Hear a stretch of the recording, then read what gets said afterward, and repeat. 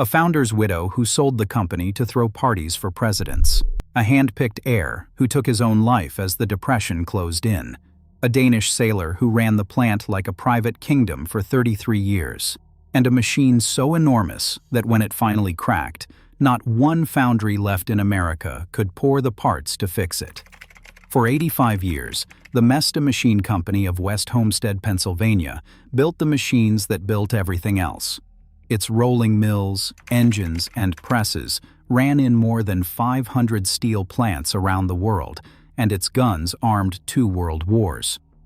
However, the same country Mesta equipped would watch the company get carved apart by its own banks, in a fight so bitter that ministers turned radical, steelworkers staged a run on Mellon Bank, and dead fish started showing up in safe deposit boxes. This is Trade Archive, where the stories of industrial empires are kept. If machines like these deserve to be remembered, take a second to like this video and subscribe before the story begins.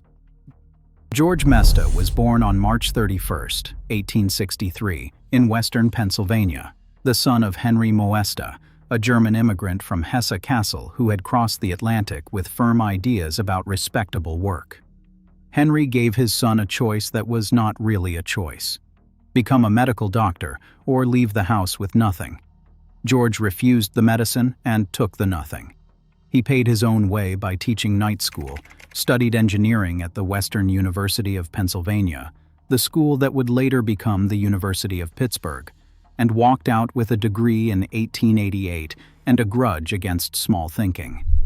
He found his footing at the Leechburg Foundry and Machine Company, a shop incorporated in 1887 that burned to the ground the following year and was rebuilt in 1889. The young engineer, still spelling his name Mesta, sat as vice president while he was barely out of school. On the floor at Leechburg, he designed and patented pickling machinery, the equipment that strips the black scale off sheet steel in acid baths so the metal can be rolled clean. It was unglamorous work, and it was exactly the kind of unglamorous work every mill in the Monongahela Valley needed. Through the 1890s, he bought his way into a controlling interest, and he watched the steel industry around Pittsburgh explode while the machinery that fed it still came from scattered, undersized shops. George Mesta understood something his competitors did not. Andrew Carnegie's mills were consolidating into giants, and giants would want to buy their machinery from a giant. So on November 21, 1898, he merged Leechburg Foundry with the Robinson Rhea Manufacturing Company of Pittsburgh, a firm with roughly 60 years of history behind it, chartered the combined enterprise as the Mesta Machine Company, and put his own name over the door. He was 35 years old. In 1900, he moved the works to West Homestead, onto the flats along the Monongahela River, directly beside the Carnegie Steel Homestead Works. The ground itself carried weight. 8 years earlier, the Homestead Works had been the site of the bloodiest labor battle in American history, the 1892 Homestead Strike, where Pinkerton agents and striking steelworkers shot each other along that same riverbank. Mesta built his machine shop in the shadow of that memory and in the shadow of his biggest customer. What rose on those flats became, by the company's own proud accounting and by the reckoning of the industry, the largest steel mill equipment manufacturing establishment in the world under one roof. The complex stretched nearly a mile along the river. 3 separate railroads ran spurs directly onto the shop floor, and Mesta men liked to say that the only limit on the size of a part the company could build was the carrying capacity of those 3 railroads. Everything happened inside the fence. Open hearth furnaces melted steel on site. The roll foundry, the largest of its type in the country, cast iron mill rolls from 7 air furnaces and steel rolls from 4 acid open hearth furnaces, pouring into concrete-lined pits sunk 30 feet into the floor. The machine department ran 3 aisles, each 1,000 feet long, filled with lathes, planers, and boring mills scaled for parts the size of locomotives. The main assembly floor was itself one gigantic surface plate, ground flat enough that 100-ton blowing engines, 40 feet tall, could be erected and aligned on it before shipment. Photographs from 1913 show what the place actually was. Workers in flat caps stand beside a molded, staggered tooth gear, and the men come up to the bottom of the teeth. That same year, George Mesta paid to build a steel footbridge over the railroad tracks outside the plant because his workers kept getting killed at the grade crossings on their way to work.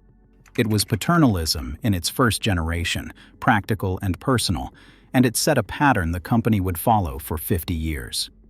Out of those aisles came the equipment of the industrial age: blowing engines that breathed air into blast furnaces, blooming mills that broke down white-hot ingots, plate mills, structural mills, gears, crushers, and turbines for power plants and dams.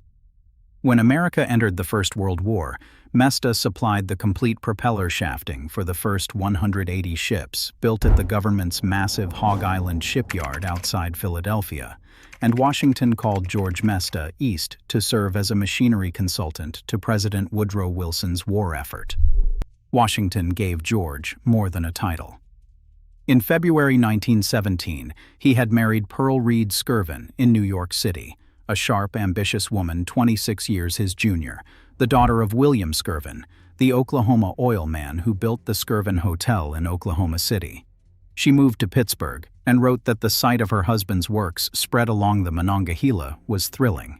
He began building her a limestone mansion worth $600,000 so she could entertain Pittsburgh society. But it was wartime Washington, with its senators and cabinet men circulating through the Mesta's hotel suites, that showed Pearl what she actually wanted. She never got to finish the plan with him.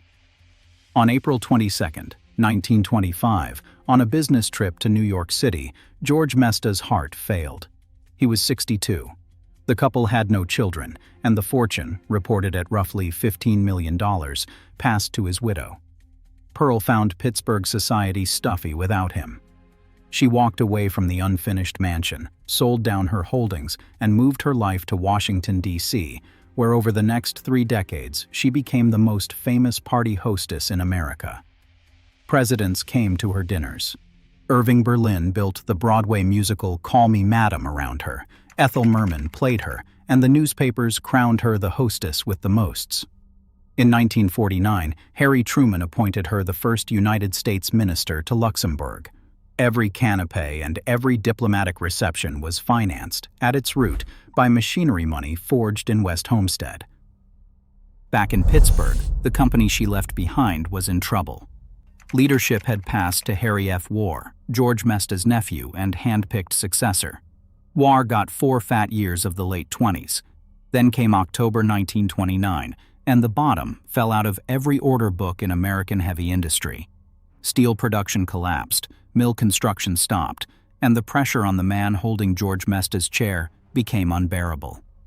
On November 6, 1930, the Pittsburgh Post-Gazette carried the news in a single stark headline: Harry F. Wahr ends his life. The founder's heir was gone barely 5 years after the founder. 19 days later, on November 25, 1930, the board turned to the chief engineer, and the most consequential figure in the company's history took the president's chair. His name was Lorenz Iversen.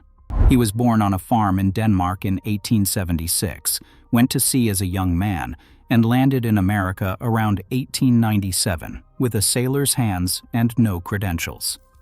He worked a New Jersey factory floor, got himself a rigorous engineering education, and joined Mesta's drafting room in 1902 as a draftsman. What followed was one of the great unheralded climbs in American industry. Iversen held patents woven into nearly every machine Mesta built, including the automatic plate valve of 1911 that went into compressors and blowing engines across the industry. And the royalties made him rich enough that by 1932 he had settled trusts of $4 million on each of his 5 children. In the early 1930s, in the depths of the Depression, he bought out Perle Mesta's controlling preferred stock. The widow took her money to Washington. The Danish sailor took the company. Iversen ran Mesta with absolute control for the next 33 years, and he ran it on a doctrine he called human relations, which was paternalism sharpened into competitive strategy. He walked the mile-long aisles on weekends, on holidays, on Christmas morning, stopping at machines to ask a man about his new baby or his wife's operation, and he remembered the answers. When a major contract landed, carpenters hammered together a wooden stage right on the shop floor, and Iversen climbed up and bellowed over the din of the machine tools. "We got this job because you're the best mechanics in the world." The men cheered, and the calculation underneath was cold and precise. Mesta sat next door to the most famously unionized valley in America, and Iversen intended to keep the union out. Every time the steelworkers next door won a wage increase, Iversen matched it inside his gates before anyone had to ask. In April 1937, nearly the entire workforce sat down at their machines for 4 hours. In 1941, CIO organizers claimed thousands of signed cards at Mesta and scheduled a strike. Both times, concessions arrived before the picket signs did. As long as Lorenz Iversen drew breath, no union ever got inside the Mesta Machine Company. His salesmanship was just as direct. On the afternoon of May 17, 1937, in a suite at the Savoy Hotel on the Strand in London, Iversen sat down with Richard Summers, chairman of the British steelmaker John Summers and Son, to talk about the future of British steel. By the end of the afternoon, Iversen had drafted the estimate for a complete hot and cold continuous strip mill on Savoy Hotel notepaper. The figure came to $10,020,000, just under £2 million, handwritten, slip of the pen and all, and that piece of hotel stationery became the basis of the contract for the great Shotton mill in Wales. Getting the mill there was its own drama. More than 7,000 tons of Mesta machinery crossed the Atlantic in 1939, and during one crossing a storm swept equipment clean off the deck of the Norwegian heavy-lift ship Belnor on the run from Baltimore to Liverpool. Replacement parts had to be rushed across an ocean where German U-boats were already hunting. Shotton rolled its first slab on November 9, 1939, 9 weeks into the Second World War, on American machinery that had survived the sea to get there. Then, America itself went to war, and West Homestead became an around-the-clock arsenal. In 1941, the Federal Defense Plant Corporation financed a Mesta-built 160-inch plate mill at the neighboring Homestead Works, a monster rated at 600,000 tons a year, rolling armor plate for ships, tanks, and gun mounts. 15-inch thick slabs came out of the reheating furnaces glowing, were blasted clean with high-pressure water sprays, and were crushed down between Mesta rolls. On its own floor, the company bored 16-inch naval rifles for battleships, machined propeller shafting for the fleet, built artillery carriages, and turned out 155mm long tom gun tubes by the hundreds. In one corner of the plant, under Iversen's personal supervision, Mesta built the strangest weapon of the war. Little David, a mortar with a bore of 36 inches, the largest caliber gun the United States military has ever fielded, designed to crack Japanese fortifications in an invasion that never came. The prototype survives to this day on an army post in Virginia. Iversen, by then in his late 60s, worked 18-hour days through the war, and the plant flew the Army-Navy E-pennant for production excellence with 6 stars, a distinction the company said only 7 plants in the entire country could match. The war even dragged Mesta into the Supreme Court of the United States. To speed up gun production, the War Department had leased federally owned machine tools to Mesta for $1. Allegheny County's tax assessors looked at that federal machinery sitting on Mesta's floor, added $618,000 to the company's property assessment, and sent a bill. Mesta paid $5,137.12 under protest, and the federal government sued the county. In May 1944, in United States v. County of Allegheny, the Supreme Court ruled that a local government cannot tax the property of the United States, no matter whose shop floor it sits on. A county starving for revenue had reached into the war machine, and the war machine slapped its hand away. When the shooting stopped, American engineers walking through captured German aircraft plants found something that unsettled them. The Germans had been forging enormous aircraft structural parts in one piece, on hydraulic presses far larger than anything in the United States, including a machine rated at 30,000 metric tons. The Soviets hauled German presses east as war booty. If the next war was going to be fought with supersonic jets built from titanium and high-strength aluminum, America needed to squeeze those metals into shape as single monolithic forgings, not rivet them together out of hundreds of weak little pieces. So in 1950, the Air Force launched the Heavy Press program, $279 million to build 10 colossal machines, 4 forging presses and 6 extruders, scattered across American industry. And the crown jewel of the entire program, the largest forging press in the Western world, went to Mesta machine. What Mesta built between 1952 and 1955 remains one of the most extreme feats of manufacturing in American history, and the company made nearly all of it in its own shops. The press was designed around 16 enormous steel castings poured in the West Homestead foundry, and the largest single section of the upper crosshead was cast from 657 tons of molten steel in one pour. The 8 great columns that hold the machine together were forged from ingots weighing 270 tons apiece, each ingot teamed from 3 ladles of steel emptied together, then heat-treated in a furnace 112 feet long, then machined round on Mesta's 96-inch lathe, one of the largest lathes on Earth, and finally trepanned with an 8-inch core drilled out of the center of each column along its full length to remove the weakest metal. The 4 accumulator bottles that store the hydraulic charge were each forged in one piece from a 195-ton alloy steel ingot. Individual finished parts were so heavy that a single casting rode a flat car rated for 250 tons on the rail journey from Pittsburgh to Cleveland. It was erected at Air Force Plant 47 in Cleveland, Ohio, to be operated by Alcoa, and the building had to be constructed around the machine. The assembled press stands 87 feet tall, 36 of those feet buried below the floor in a concrete-lined pit, and the whole machine weighs on the order of 8,000 tons. Water driven to 4,500 pounds per square inch feeds 8 rams that bring 50,000 tons of force straight down. On May 5, 1955, the press went to work, and Time magazine told the country that the biggest forging press west of the Iron Curtain was now running in Cleveland. The industry simply called it the 50. What it did changed aircraft construction permanently. A fighter bulkhead that had previously been assembled from 272 separate parts, held together by 2,700 rivets, could now be pressed as a single forging, lighter, stronger, and faster to build. Every American supersonic aircraft since owes something to that machine. These were the imperial years.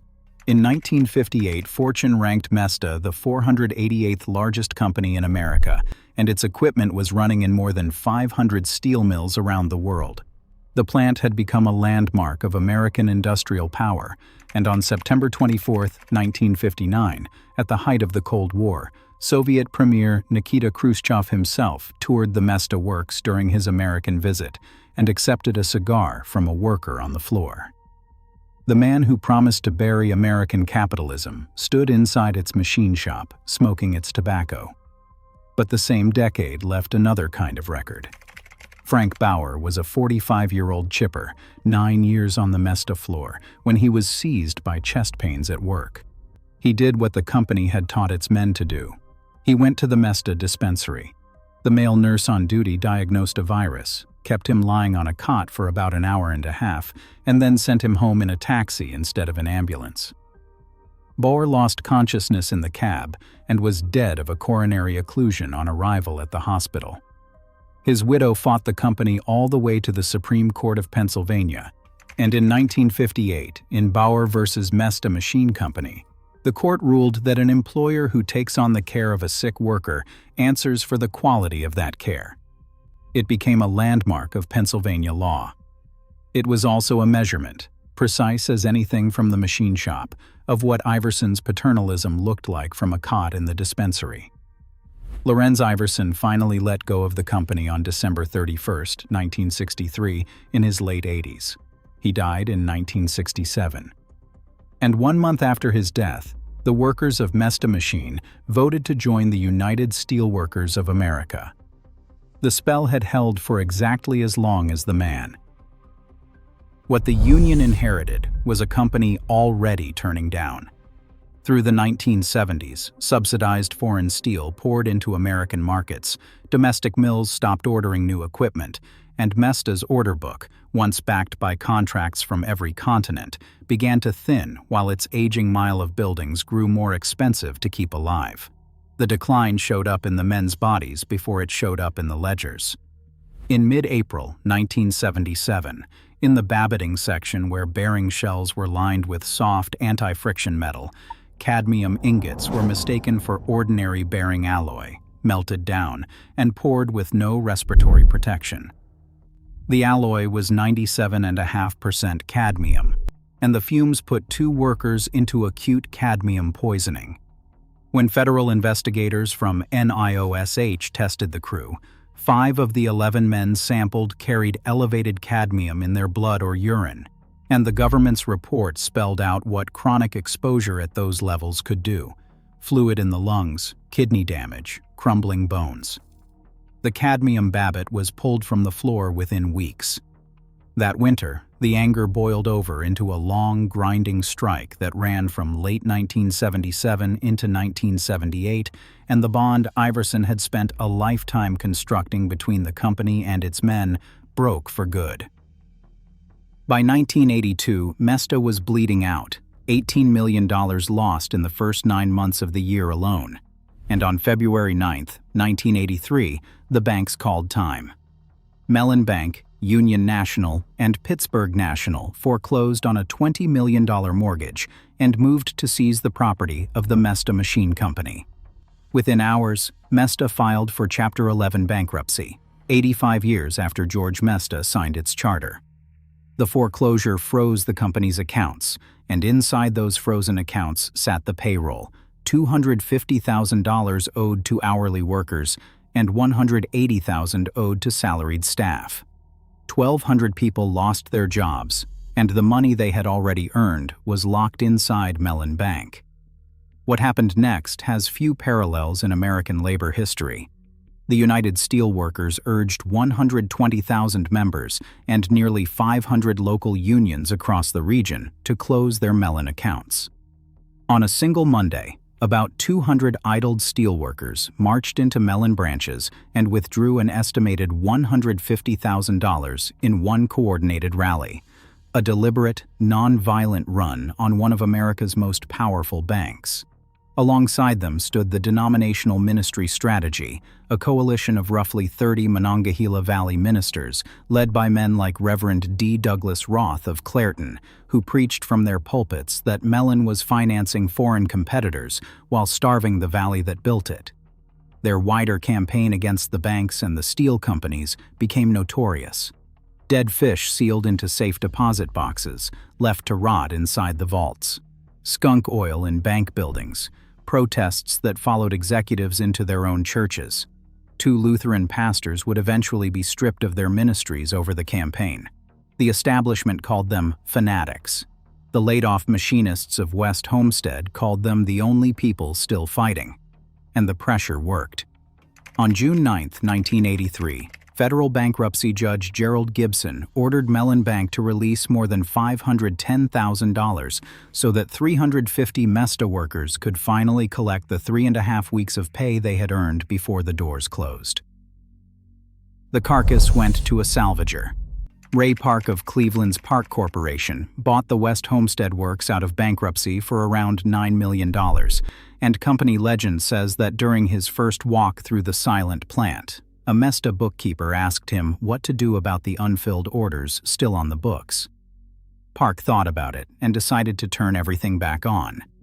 The machines kept cutting metal under a new name, the West Homestead Engineering and Machine Company, WHM Co., which operates on part of the old ground to this day.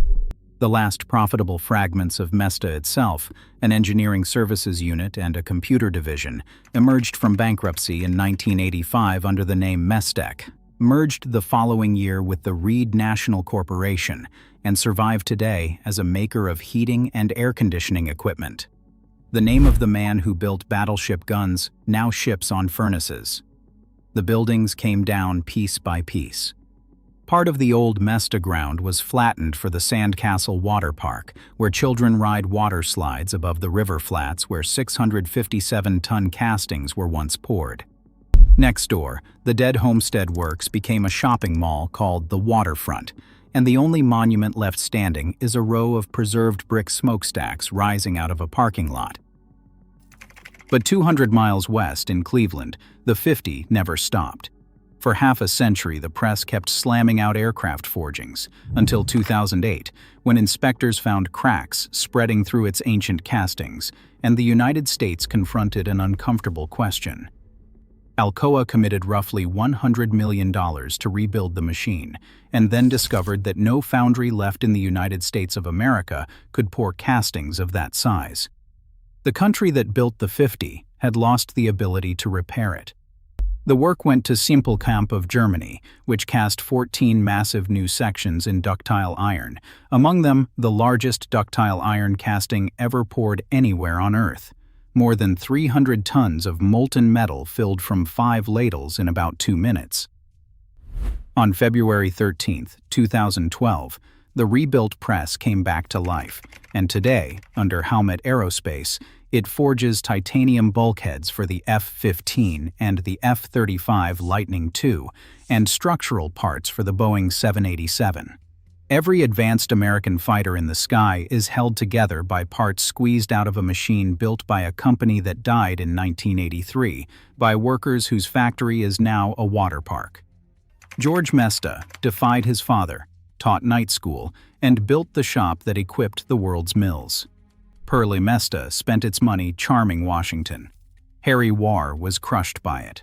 Lorenz Iversen ruled it, armed a nation with it, and took its secret to the grave, that the whole empire ran on the loyalty of mechanics who believed the company would take care of them. In the end, the company could not even hand them their last paycheck without a court order. That is the story of Mesta Machine Company. It built machines that outlived it, communities that outlasted it, and a lesson that America is still learning, that a country which stops manufacturing does not notice what it has lost until the day something cracks. If you want more stories like this one, stories of the companies that built the physical world and what became of them, subscribe to Trade Archive. The next video is already on screen. We will see you there.